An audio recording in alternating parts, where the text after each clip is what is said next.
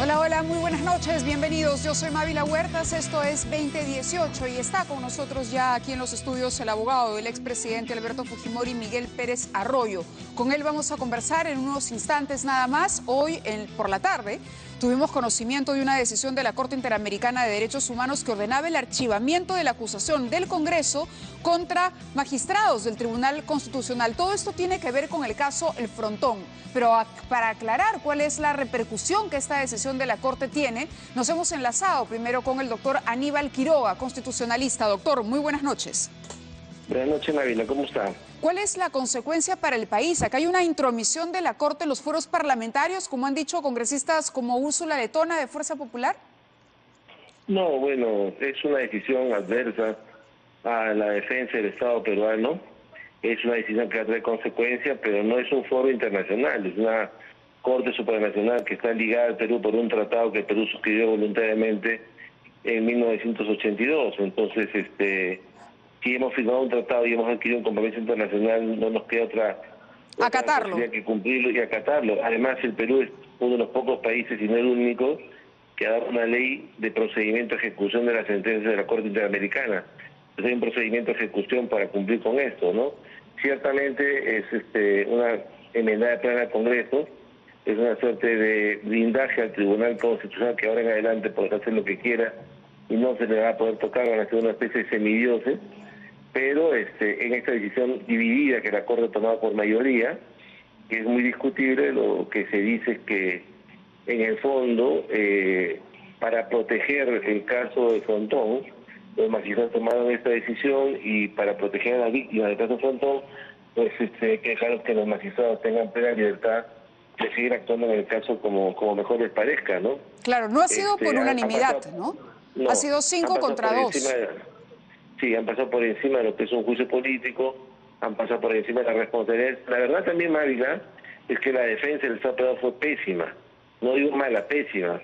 En ningún momento hicieron hincapié en que era un juicio político, en ningún momento hicieron hincapié de que habían alterado una sentencia anterior, estando presente en la Corte un magistrado como Zaffaroni, que es un excelente penalista argentino y que conoce, está en la Corte Suprema Argentina, que sabe muy bien que los fallos no pueden ser alterados después de varios años, y entonces, ante esa pobreza argumental, pues este resultado, y lo que quiero decirles es que es de alguna manera la antesala de lo que va a ocurrir con el indulto. Exacto. Me parece que el tema del indulto va a seguir más o menos la misma suerte, porque la defensa también fue bastante mala. No iba a ser pésima, pero fue muy mala, sobre todo cuando ingresaron en vericuetos procesales, si esta es de una instancia, no es de una instancia, si plantea una excepción o no una excepción. Claro. No he entendido para nada lo que es el procedimiento internacional, en donde lo que ha hecho es ponerse dentro de la ejecución de fallos.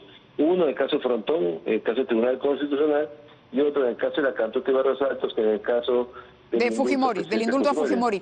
Una pregunta más. En el caso del Frontón, ¿qué implicancias tiene, digamos, para los marinos que han estado buscando durante tanto tiempo que este asunto quede ya resuelto y zanjado por la justicia?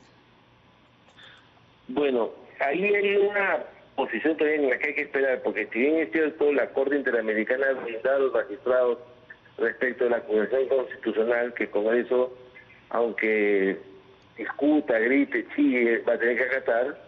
También es verdad que los propios magistrados dijeron que el tema no estaba resuelto, que había un recurso de nulidad pendiente. Entonces, aún el caso del Frontón, a raíz de la enmendadura del voto del magistrado Vergara, tampoco está resuelto, claro, tampoco ha terminado. Entonces, va a depender cuál sea la posición final del Tribunal Constitucional. Si se ratifica en que es delito de lesa humanidad, pues se reabriría el caso y podrá llegar hasta el expresidente de la García. Claro. Si se ratifica que no es delito de lesa humanidad, pues tendrá que tener un punto final, ya que a la fecha de esos hechos no está tipificado el delito de lesa humanidad como tal en la legislación peruana.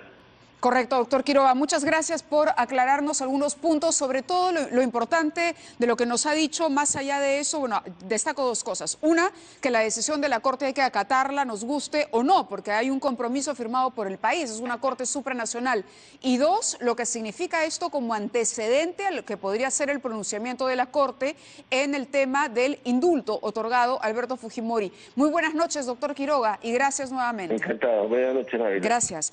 Bueno, acabamos de escuchar al doctor Quiroga. Bienvenido, doctor Pérez Arroyo. Gracias por estar con nosotros. Sé que tenía un compromiso, pero que a pesar de eso ha tenido la deferencia de acompañarlos. ¿Cómo analiza esto que parece ser como una especie de aperitivo de lo que será la sentencia respecto al indulto de Alberto Fujimori? Sí, buenas noches ante todo, gracias por la invitación. Bien, pareciera pues, como ha dicho el doctor Quiroga, que estamos ante una situación que podría ser incluso ya de pronóstico más que evidente, ¿no?, en función a lo que ha ocurrido.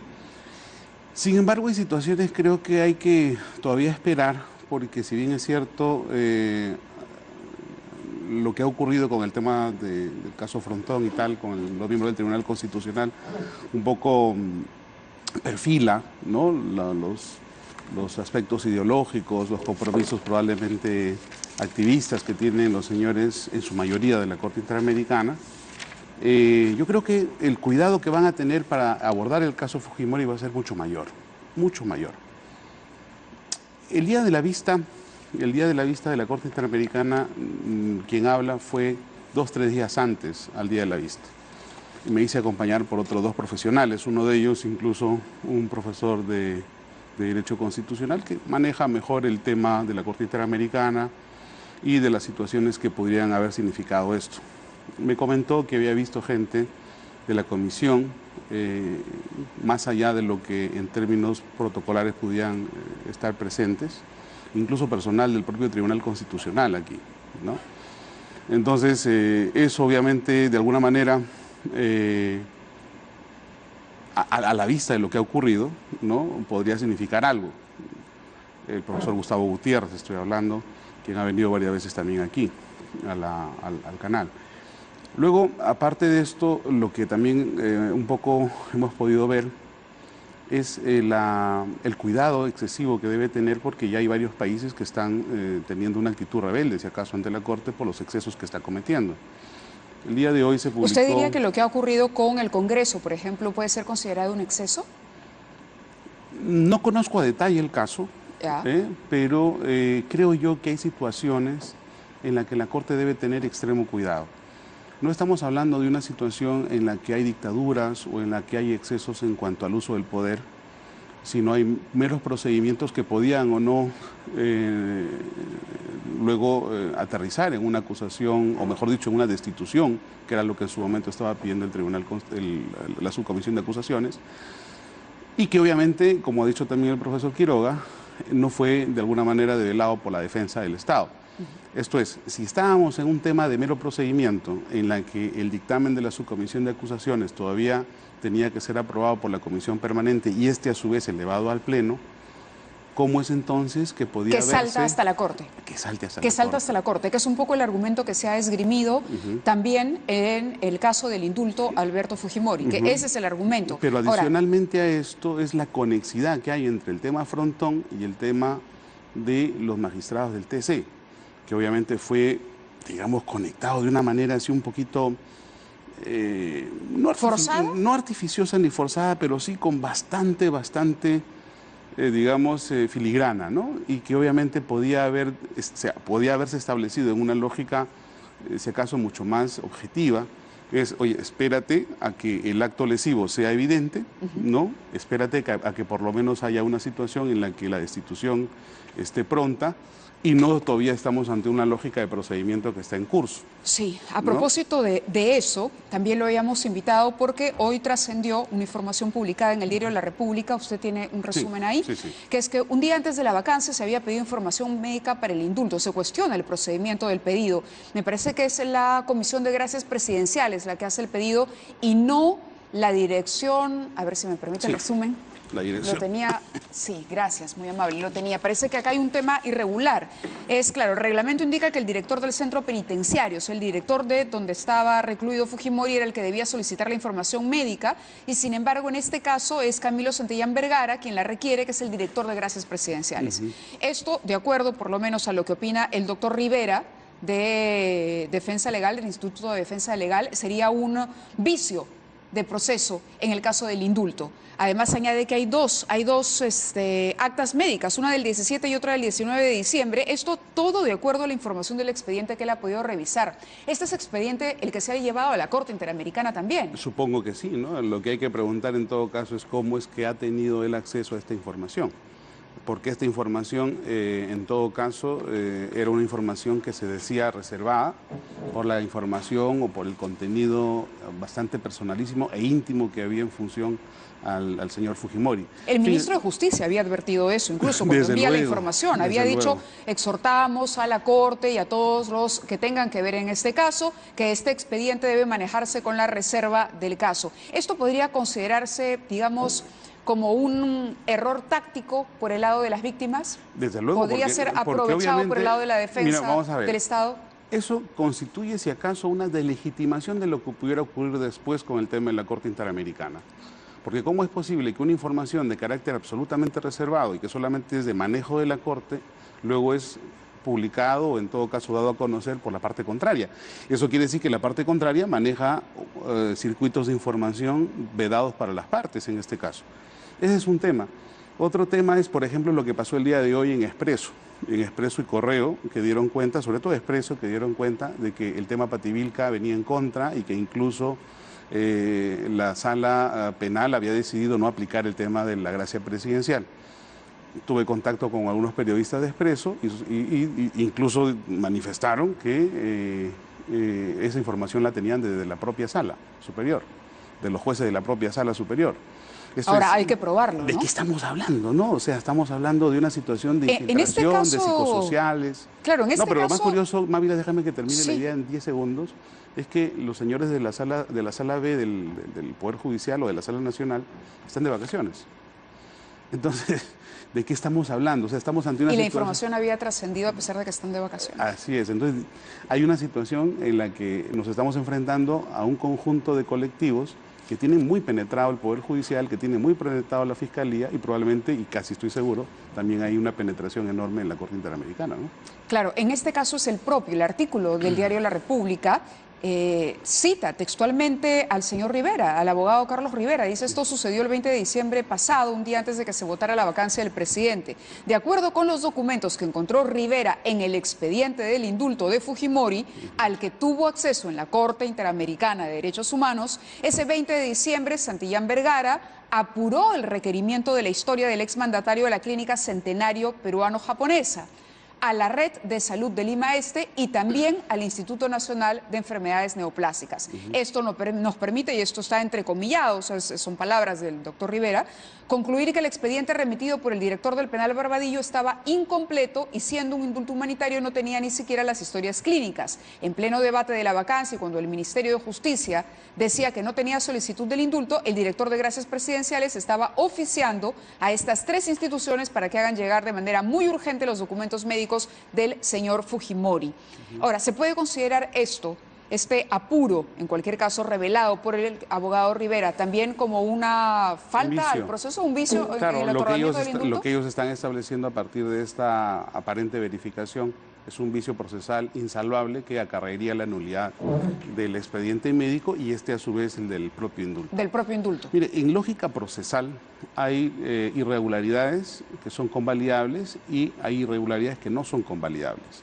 No es convalidable, por ejemplo, el hecho de que el expediente médico sea firmado por psicólogos y no por médicos. Imaginémonos que el expediente médico ha sido firmado por 2 psicólogos y un trabajador social. Eso es insalvable. Eso sí acarrearía la nulidad. Pero todos los demás procedimientos que pueden darse en función a un requerimiento de información apurada, acelerada, o apurada y tal, eso no son en absoluto vicios insalvables. Entonces hay que diferenciar entre lo que es un vicio insalvable, una nulidad absoluta, y un vicio, si acaso, de procedimiento que en ningún caso acarrearía la nulidad del procedimiento. Esto, por ejemplo, que cita el abogado, también dice 2 actas médicas, una la del 17 y otra la del 19 de diciembre. La primera señalaba que los males de Fujimori podían ser tratados y que las condiciones médicas en Diroes no eran determinantes para el empeoramiento del estado de salud. Con esta acta, la Junta Médica, el director del penal, envió el expediente al ministerio, pero fue devuelto porque no recomendaba el indulto. Y nuevamente se cita a Rivera. Por eso el día 19 todo se hizo con rapidez extrema. Los médicos elaboraron una nueva acta médica en la que ya se dice que Fujimori tiene que ser indultado. Bueno, como digo... Es parte de lo mismo. Al final es lo mismo, porque finalmente frente a una información médica siempre hay una ampliación de información médica. En los procedimientos legales siempre hay situaciones que merecen un término de ampliación. Pero la premura en el proceso, que es como lo pone Rivera, la premura por un contexto político determinado, que era la vacancia del presidente, ¿no llevaría a la Corte a tomar una decisión de anular el indulto? No, de ninguna manera creo yo, desde mi perspectiva, porque el tema del indulto siempre es una decisión política. Si había una decisión política de indultar, obviamente había que trabajar la lógica de la justificación, y la justificación era el expediente médico. Que se apure más o se apure menos no cambia en absoluto la validez del documento y no acarrearía, como digo, bajo lógicas de procedimientos salvables o convalidables, una situación en la que ellos están confundiendo por una lógica de insalvabilidad o de nulidad absoluta. Eso es un tema jurídico bastante claro. Bastante claro. Esperemos que, bueno, vamos a ver qué es lo que dice finalmente la Corte. Dos preguntas adicionales tenía con usted para abordar el tema también de esta orden de requisitoria y detención que está pidiendo Alberto Fujimori que se le levante. ¿En qué consiste exactamente esto? Mire, cuando una persona sale de prisión, lo primero que verifica es que la orden de captura que pesaba en su contra haya cesado. Porque normalmente los tribunales, cuando una persona sale de prisión, ya sea porque cumplió la pena, ya sea porque hizo beneficios penitenciarios, ya sea porque hizo un indulto o lo que sea, obviamente de oficio, ¿no? De oficio, es decir, de motu propio, los tribunales tienen que emitir un oficio cancelando los registros policiales. En este caso se hizo la verificación de si esos registros habían sido cancelados y no estaban cancelados. Obviamente el señor Fujimori podía irse a comprar el pan por la mañana en la panadería y un policía, con toda justificación, ¿lo podía detener? Claro, porque está vigente su orden de captura del año 2001-2002. Entonces lo que están haciendo es sanear. Regularizar, claro. sanear. Y en este paquete también podemos incluir la pensión de la Universidad Agraria. Eso ya venía tramitándose de antes. Y obviamente recién en esta semana o la semana pasada se otorgó esa pensión que era de 1.500 o 1.600 soles aproximadamente. 1.500 y pico. Ahora, hay quienes dicen, Alberto Fujimori va a cobrar una pensión, pero le debe todavía mucho dinero al Estado. No, si hace 3 semanas la defensa nuestra ha pedido a los tribunales que han juzgado y condenado los casos del señor Fujimori una liquidación de lo que se debe en términos de reparación civil. Una liquidación que contempla el capital, los intereses y demás.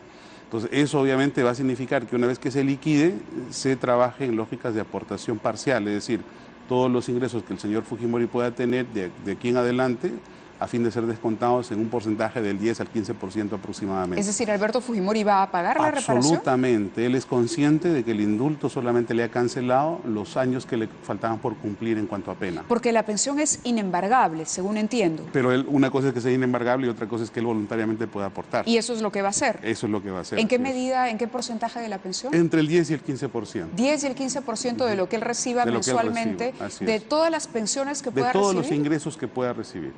Eso va a ir al Estado. Así es. Como parte del pago de la reparación civil. Y ese es un poco también el argumento que en todo momento hemos sostenido respecto de lo que significaba el efecto del indulto. El indulto en absoluto ha cancelado situaciones punitivas en su contra, como es el caso de la reparación civil, sino que solamente el tiempo de ejecución de pena que le faltaba por cumplir. ¿Está haciendo política Alberto Fujimori? No en absoluto. ¿No está asesorando a su hijo Kenji con la formación de este nuevo grupo que ha impulsado él a partir de la renuncia a Fuerza Popular?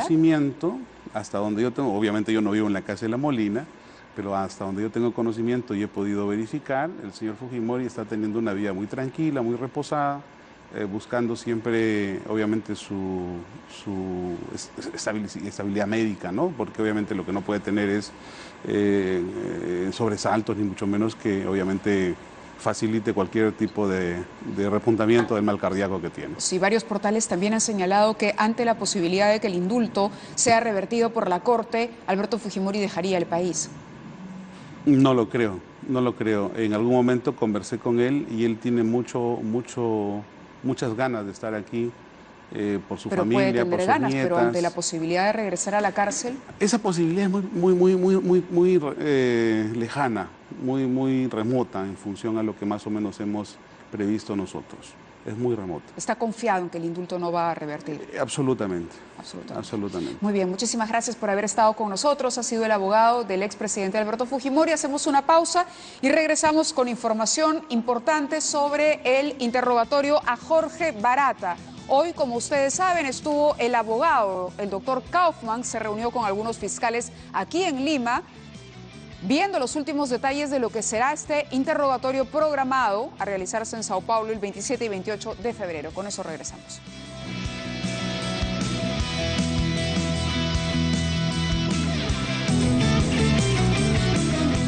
Bueno, después de una larga espera, finalmente se interrogará a Jorge Barata. Esto ocurrirá el 27 y 28 de febrero en la ciudad de Sao Paulo, Brasil. Para revisar algunos detalles estuvo su abogado. Él llegó anoche a Lima, el doctor Kaufman, y hoy Carlos Kaufman, y se ha reunido con algunos fiscales, entre ellos con el fiscal Rafael Vela, coordinador de la Fiscalía de Lavado de Activos y de alguna manera el que va a ser el coordinador del equipo que viajará a la ciudad de Sao Paulo a hacer este interrogatorio y a supervisar que todo se cumpla dentro del marco de lo establecido. Tenemos un comentario del doctor Kaufman, ahora que se le pudo arrancar mientras hacía estas diligencias aquí en Lima. O acordo está em andamento, mas na verdade ele prestará declarações e esses depoimentos, o que for falado, não pode ser utilizado contra ele nem contra a empresa. Isso é uma questão de cumprimento de acordo do Brasil. São questões do Brasil, da justiça brasileira e do acordo que ele celebrou no Brasil. ¿Ha participado los fiscales Germán Juárez Atoche e José Domingo Pérez? Não, eu deixo na verdade agora detalhes, eu gostaria que vocês até tirassem com o Dr. Vela. Ele poderá esclarecer os detalhes melhor que eu. O que eu posso garantir é que Jorge Barata está à disposição do Dr. Vela para declarar aquilo que for perguntado. ¿En algún momento en calidad de testigo él tendrá que venir al país, al Perú, a participar de... Não, isso não... Isso, será desde Brasil? Neste momento nós estamos tratando do Brasil. Neste momento, vamos por etapas. Neste momento teremos 2 depoimentos no Brasil. Doctor, sobre la reparación civil que había pedido la Procuraduría Anticorrupción, ¿esto va a afectar finalmente? Isso não entrou em discussão. Nós estamos discutindo da questão penal e a reparação civil não faz parte desse acordo. Tá certo? Desculpe, eu tenho uma outra reunião agora, mas fico à disposição de vocês. Las declaraciones que va a brindar Jorge Barata, ¿en calidad de qué exactamente? Ele já está, de certa forma, ele está formalmente não é um colaborador, mas está colaborando com a justiça. Então, ele vai ser um testigo, um depoimento, mas que vai servir para colaborar com a justiça brasileira, com a justiça peruana. Tá certo? Obrigado. Muy bien, breves declaraciones del abogado de Jorge Barata. Él ha dicho, ustedes lo han escuchado, que se reunió con el doctor Rafael Vela, coordinador de la Fiscalía de Lavado de Activos. Bueno, después de la reunión, cuando el señor Kaufman se retiró, el fiscal Rafael Vela conversó con nosotros, conversó con 2018 para explicarnos mejor cómo sería este interrogatorio, cómo se va a proceder, qué es lo que va a ocurrir el 27 y 28 de febrero. Una de las preguntas que le hace el reportero al abogado es ¿en qué calidad participa Barata? Ya es colaborador eficaz. Sabemos que lo de la colaboración eficaz es un proceso que está corriendo a cargo del fiscal Hamilton Castro. Es un proceso que todavía no culmina. Sin embargo, la declaración de Barata como testigo para otros procesos es de vital importancia y es por eso que se ha coordinado este interrogatorio antes incluso de que concluya este proceso para, digamos, otorgarle la categoría o el nivel de colaborador eficaz. Lo explica mejor el doctor Rafael Vela en la siguiente entrevista que le hicimos. Vamos a escuchar lo que nos dijo. El señor Jorge Barata va a declarar en condición de testigo, sometido plenamente a la garantía de contradicción, que es parte del derecho a la defensa de los investigados. Efectivamente ha sido un proceso bastante complejo, largo, ¿no? En donde se han dado una serie de puntos de encuentro también entre lo que significa el aspecto de colaborar en un país diferente al Brasil, en sometimiento a sus procedimientos y leyes internas, de una persona que más bien ha tenido suma relevancia dentro de las actividades que son objeto de investigación en este momento, o los hechos que son objeto de investigación para ser precisos. La primera declaración que formula el señor Barata la realiza dentro del proceso de colaboración eficaz en el que se encuentra sometido con el fiscal Hamilton Castro. Este proceso tiene que ser objeto de una corroboración dentro de lo que son los alcances de la ley especial al respecto, ¿no? Que además implica de que la fase de corroboración puede extenderse razonablemente en función de la complejidad de todos los aspectos por los cuales el señor Barata ha formulado declaraciones. De tal manera que esa complejidad determina una velocidad que es propia también de la estrategia y los procedimientos de una fiscalía diferente a la de lavado de activos. ¿En qué caso se vuelve urgente escuchar a Barata? En el caso, por ejemplo, de Ollanta Humala y Nadine Heredia. ¿Por qué? Porque ambos están en prisión, están esperando que se formule una acusación. El expediente parece estar prácticamente listo, pero es importante contar con el testimonio de Barata. Continuamos con las declaraciones de Rafael Vela.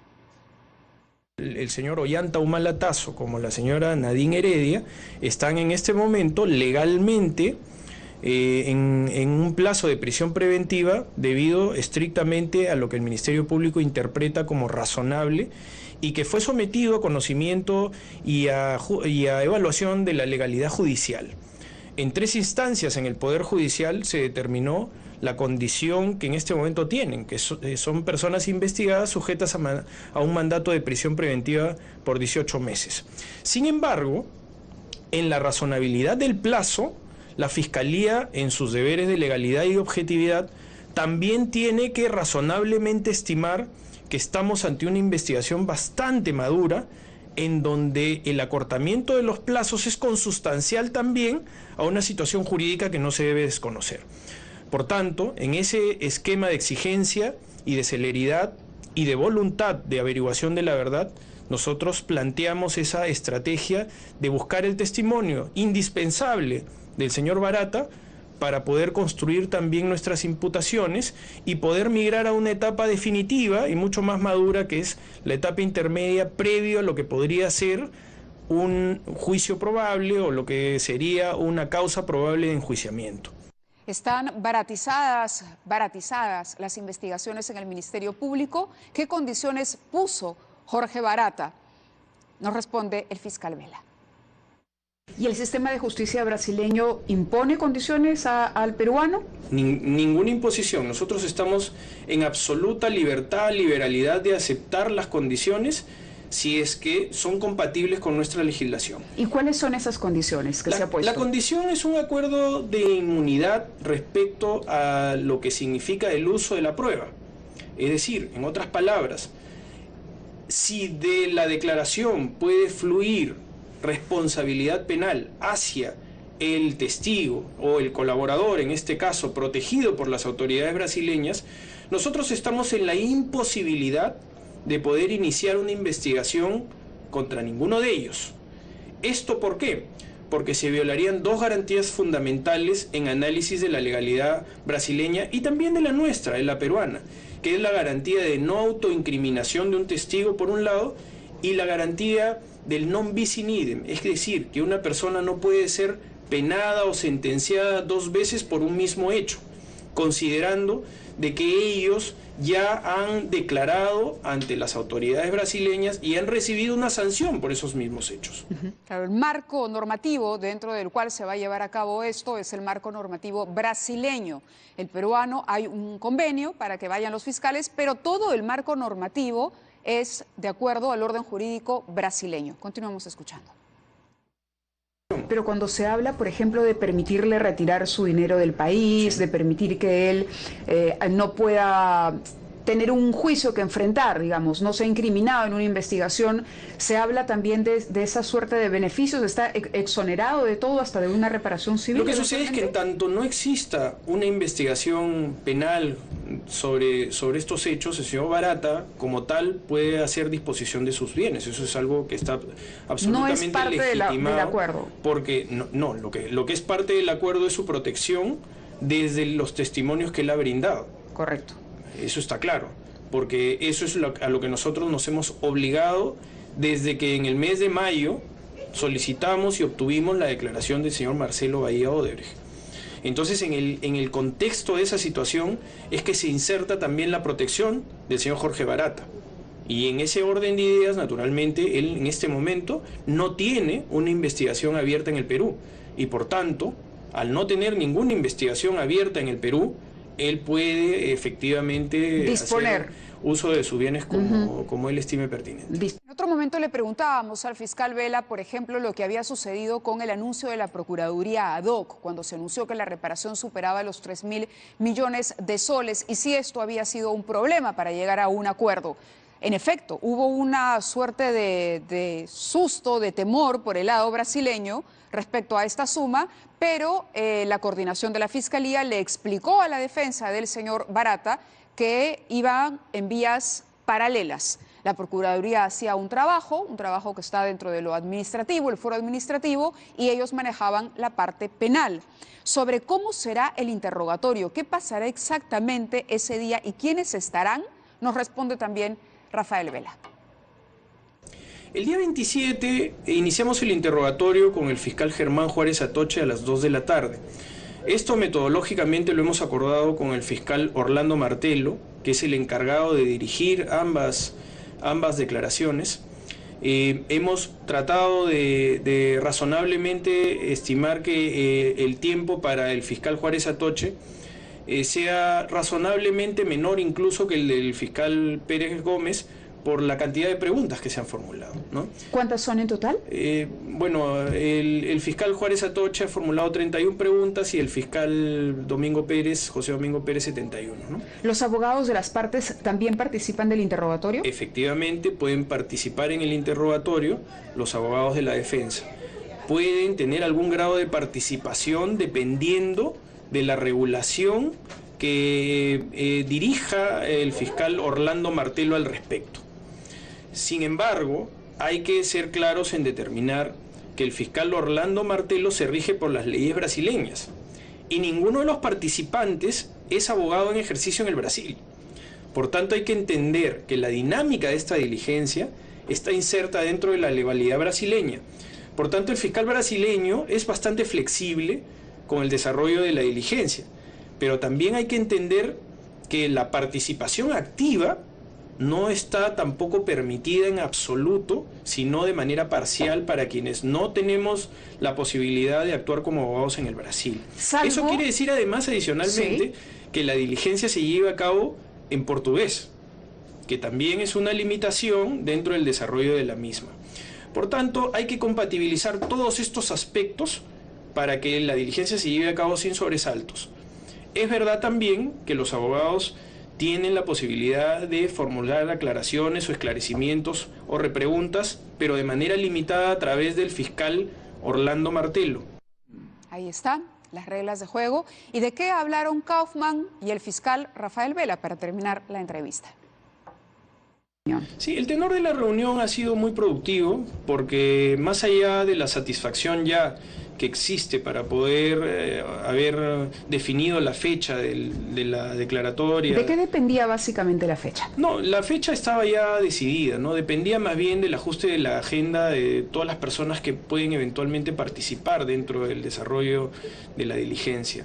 Lo que más bien sí perturbó en alguna medida fueron declaraciones públicas de la Procuraduría Pública DOC, y eso generó una preocupación natural de las autoridades brasileñas y de la defensa del señor Jorge Barata, específicamente del doctor Kaufman. Esa preocupación se trasuntó en un documento que mereció una respuesta de parte nuestra, una respuesta específica en donde claramente definimos que nos parecía en esencia inoportuna la declaración del procurador público, pero que el procurador público no forma parte del Ministerio Público y que por tanto nosotros no tenemos ninguna capacidad de poder controlar lo que el procurador esté en libertad de manejar los calendarios de la Procuraduría. Además de ninguna decisión con respecto a lo que la Procuraduría puede hacer, pero sí podemos garantizar el cumplimiento de los compromisos a los que nos hemos obligado, por un lado. Y por otro lado también manifestarles de que la Procuraduría Pública de Lavado de Activos trabaja de una manera permanentemente vinculada a lo que es una posición coadyuvante del Ministerio Público de Perú, de la Fiscalía de Lavado de Activos. La procuradora Janet Briones es una persona que está permanentemente en contacto en el desarrollo de las diligencias, lo que no quiere decir que no tenga absoluta libertad para tomar las decisiones que procesalmente correspondan a la defensa de sus intereses legales. Por tanto, el Procurador Público ad hoc está claramente fuera de la legitimidad para poder actuar dentro de nuestras investigaciones. ¿Qué dirá Jorge Barata? Es lo que todo el país se pregunta. 27 y 28 de febrero estaremos muy atentos a lo que suceda en Sao Paulo y seguramente habrá algún trascendido después del interrogatorio a Jorge Barata. Pero en cualquier caso, lo importante es que se avance en el esclarecimiento de estos hechos y de este escándalo mayúsculo en el que incluso está inmerso, y lo sabemos, el presidente Pedro Pablo Kuczynski por las vinculaciones de algunas empresas con asesorías a la empresa Odebrecht. Por cierto, hay pedidos de vacancia en el Congreso de la República que hasta el momento no encuentran por lo menos los votos en el conteo de votos y en las conversaciones preliminares. Todavía pareciera que no hay lo suficiente para proceder a una vacancia efectiva. En cualquier caso, el APRA, ustedes escucharon, ya se pronunció. El APRA ha dicho que por el momento no van, que les consideran que no están bien planteadas estos pedidos de vacancia. Por otro lado está la izquierda que sí, Fuerza Popular, que todavía no define por lo menos a la totalidad de sus integrantes, a la totalidad de los congresistas que tienen. Víctor Andrés García Belaunde de Acción Popular está con nosotros en el teléfono porque Acción Popular también ha dicho no procede, no va a la vacancia cuando en diciembre dijeron sí, hay que vacar a Kuczynski. ¿Cómo está, Víctor Andrés? Gracias por atendernos.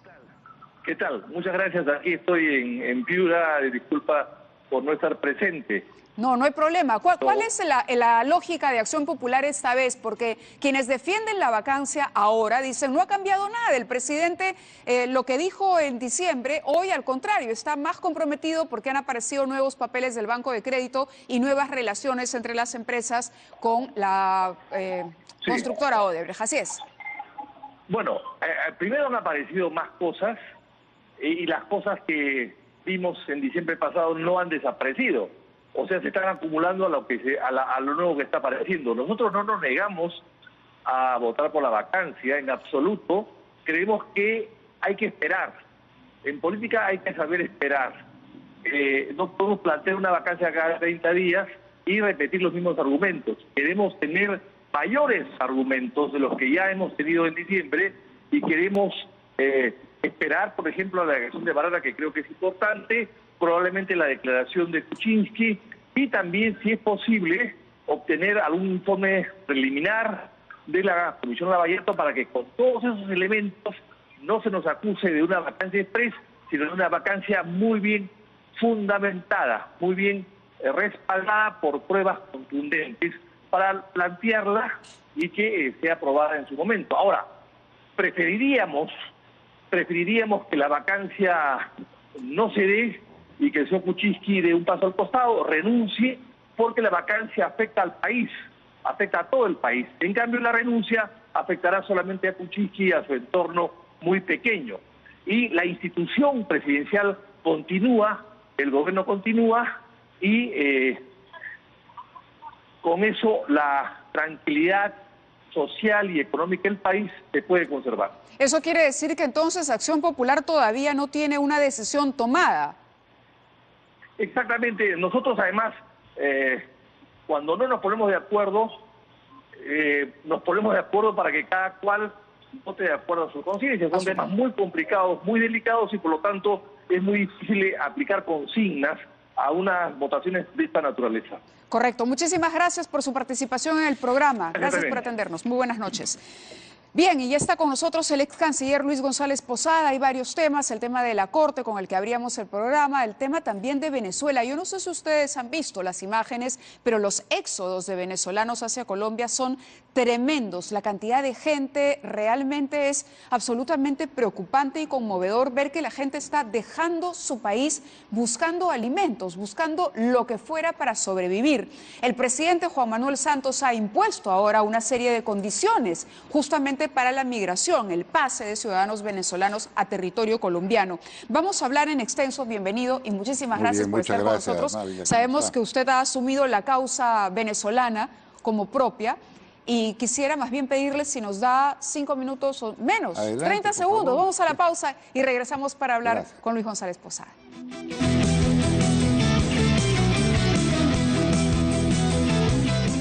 Muy bien, vamos ahora con nuestro invitado, lo habíamos anunciado, Luis González Posada, ex canciller de la República, está con nosotros. Bienvenido y muchísimas gracias. Muchas gracias. Usted ha sido de los primeros que alzó la voz y que dijo Maduro no debe venir al Perú. ¿Se ratifica en eso? No, claro, todos nos ratificamos, ¿no? Porque la conducta violenta, agresiva y represiva de Maduro ha ido creciendo. Yo quiero solamente recordar, por ejemplo, que tanto los 28 países europeos, Estados Unidos, Canadá y los 12 países que firmamos en Lima, la Declaración de Lima, pusimos 3 cartas sobre la mesa. Primero, que no reconocíamos la Asamblea Constituyente. En segundo lugar, que no reconocíamos las elecciones. Y en tercer lugar, que se deje en libertad a los presos políticos. Y en cuarto lugar, que se retire ayuda humanitaria, porque la situación de la población realmente es penosa, ¿no? No hay comida, no hay medicina, la gente está desesperada. Muy bien. Han pasado un largo tiempo y la Asamblea Constituyente ha continuado. Esa Asamblea Constituyente que no reconocemos ha convocado elecciones, que además no la reconocemos tampoco como elecciones. Los presos políticos siguen como presos políticos y la situación, digamos, alimenticia y de medicinas se agrava cada día más. Y todo esto confluye en un hecho dramático. De acuerdo al último informe de Perfil 21, ya hay 4.100.000 venezolanos afuera. 4.100.000 es el mayor éxodo que ha ocurrido en la historia de América Latina. Vemos lo que pasa en la frontera, por ejemplo. 4 millones. ¿Cuánto es la población o cuánto era la población venezolana? Venezuela es muy similar al Perú. Tienen que 32 millones. Pero igual, 4 millones de eso. 4 millones, pero lo grave es que siguen saliendo. Por ejemplo, rompe ya las barreras de control en Colombia, donde se dice que hay 600.000 venezolanos ya. Hay gente que va en las noches simplemente a campamentos donde le dan de comer. Entonces, en Panamá también han puesto restricciones porque me dicen que hay cerca de 100.000 personas. Entonces, ya este es un problema que se ha extendido a toda la región y que no encontramos solución porque cada vez hay más represión, hay más matanzas, hay más insultos, hay más agravios y no hay ningún indicador, ¿no?, de que esto vaya a cambiar. Bueno, la Corte Penal Internacional ha dicho que va a investigar los excesos. Es un tema que lo peleamos muchísimo tiempo. Recuerda, ¿sí? El única arma firme que tenemos es que la Corte Penal Internacional envíe un fiscal para hacer una investigación preliminar, porque ellos tienen acumulados 400 casos de tortura. Que están documentados en este expediente voluminoso que llevó la fiscal, la ex fiscal. La ex fiscal, pero más importante, hay una abogada extraordinaria que se llama Tamara Sajú, que la pueden buscar ahí. Es una muy joven abogada que iba a los penales a entrevistar a los detenidos militares y políticos y les iba tomando un registro de las torturas. Muchos de ellos lo han escrito de puño y letra, han puesto su huella digital y son torturas espantosas, violaciones, los hacen comer excremento, en fin, ¿no? Ella esos documentos los fue acumulando cuando la persiguió el gobierno, pidió asilo en la República Checa, donde el presidente Havel se lo dio, y esos documentos los ha entregado como un aporte a la Corte Penal Internacional, y esos documentos pueden ser la tumba de Maduro porque demuestra que hubo tortura sistemática. Pero, en fin, ya se abrió un espacio, van a enviar un fiscal, pero evidentemente nada de eso le hace mella, ¿no? Porque mayor nivel de destrucción yo no veo que puede producirse. La inflación para el próximo año se perfila en 13.000%. 13.000%. 13.000. En la moneda, por ejemplo, si usted entra a Dollar Today, Venezuela está más o menos en 240 y tantos mil bolívares por dólar, ¿correcto? El sueldo mínimo vital en Venezuela son 800.000 bolívares. O sea, la gente está ganando $3, $3.50. Claro, $3.50. Eso es lo que gana la gente en Venezuela. Ese es el sueldo mínimo en Venezuela. Wow. Mávila, porque han cerrado empresas, la gente huye desesperada, llora, no sabe qué hacer, le tienen miedo a los motorizados, los golpean, los insultan, los agravian. Entonces, nunca hemos visto un cuadro más doloroso como el que estamos viendo hoy día en Venezuela y sentirnos además tan impotentes de no poder hacer más. De no poder hacer más. Ahora, está invitado a la Cumbre de las Américas, él ha sido invitado por el presidente, el propio presidente Kuczynski ha dicho si está invitado y quiere venir, él corre el riesgo porque aquí se va a encontrar seguramente con un público adverso, ¿no? No solamente peruanos, sino también la cantidad de venezolanos que hay acá. Ahora, pero si el Estado peruano no reconoce a la Asamblea Constituyente y no reconoce el gobierno de Maduro como un gobierno democrático, ¿es una incoherencia haberlo convocado? Es una incoherencia, ¿invitado? ¿no? Porque es como un gobierno que no reconozca al Congreso de la República del Perú ni la elección del presidente de la República. Américas, entonces el camino en un momento dado va a ser, oiga, llegó esto hasta acá, rompemos relaciones. Eso sería realmente, mire, ¿Pero las puede tomar el Perú de manera particular, estando como parte de la Cumbre de las Américas? Mire cómo ha avanzado todo esto. Los 28 países europeos ya prohibieron el ingreso de todo el alto mando chavista. Ya no pueden pisar Europa y le han congelado los bienes. La Eurocámara, ayer, si no me equivoco, ya acordó no reconocer esas elecciones. La Corte Penal Internacional está interviniendo. O sea, cada día están más cercados y yo estoy seguro que en esta reunión de Lima, que va a ser el martes, se van a tomar medidas más radicales todavía, ¿no? Que podría ser, entre otras, también una lista de personas que no pueden ingresar al Perú ni a ninguno de nuestros países. Costa Rica ya acordó que el general Padrino, que es un matón con uniforme y que está a cargo de las Fuerzas Armadas, no puede pisar Costa Rica, está prohibido de ingresar. O sea, el cerco se va cerrando. Estados Unidos ha dicho que van a tomar medidas retaliativas. No te olvides que Venezuela vive de Estados Unidos. Al año ellos les compran 12.500 millones de dólares Ahora, de petróleo. justamente escuchaba por la radio la directora de comunicaciones de la Casa Blanca decir que ya no podía referirse al tema de una invasión militar por parte del gobierno de Trump. Ella dijo, no voy a decir que sí ni que no, pero sí hablaba de la importancia que tendría para Venezuela y del golpe que significaría para Venezuela que Estados Unidos ya no le compre más. No le compre más, le digo a usted, yo le sigo comprando, pero ¿sabe qué? Usted este dinero lo invierte en alimentos, en medicinas, para toda esta gente pobre. ¿Pero cómo confiar también en la palabra de un gobierno como el de Maduro? Yo decía, por ejemplo, viene Maduro. Maduro es un caraduro, es un sinvergüenza, porque viene a encontrarse con presidentes a quienes ha agraviado de la manera más despiadada. Acá está el secretario general de la OEA, a quien, y voy a repetir textualmente, Maduro lo ha llamado fracasado, basura humana, inecto y traidorcillo. Al presidente de Brasil lo ha llamado sicario político. Al presidente Santos de Colombia, que tanto ayuda a sus ciudadanos, le ha dicho exactamente basura, imbécil y estúpido. Al presidente Macri de Argentina, que pidió hacer un puente de ayuda humanitaria, lo respondió llamándolo cobarde y ladrón.